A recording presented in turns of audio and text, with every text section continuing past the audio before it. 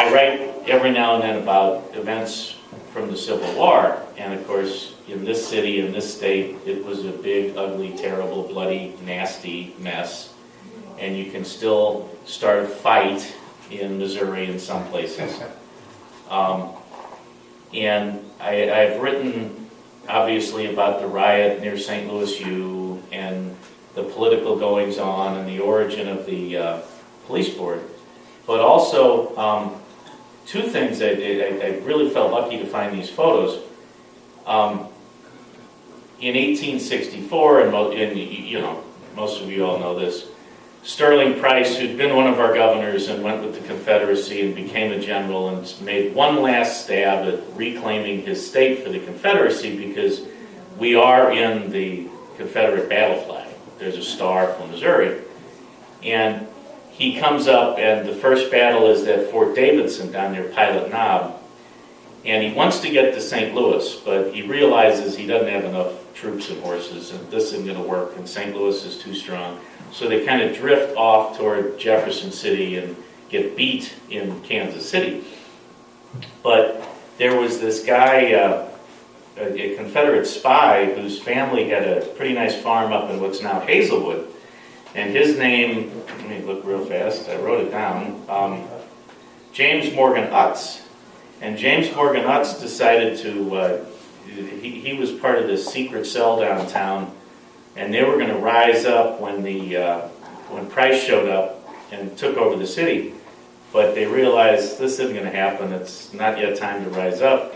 So he gets a wagon full of medicine and bandages and starts heading out west, and he gets caught, and he is hanged.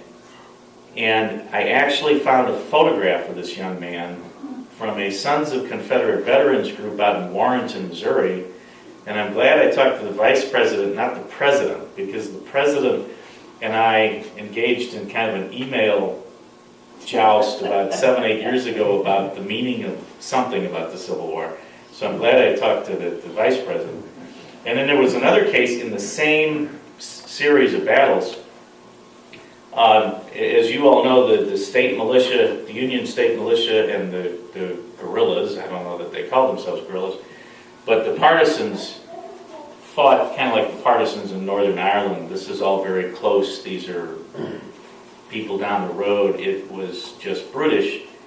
And there was a Confederate guerrilla cavalry colonel named, let me find his name now, Timothy Reeves.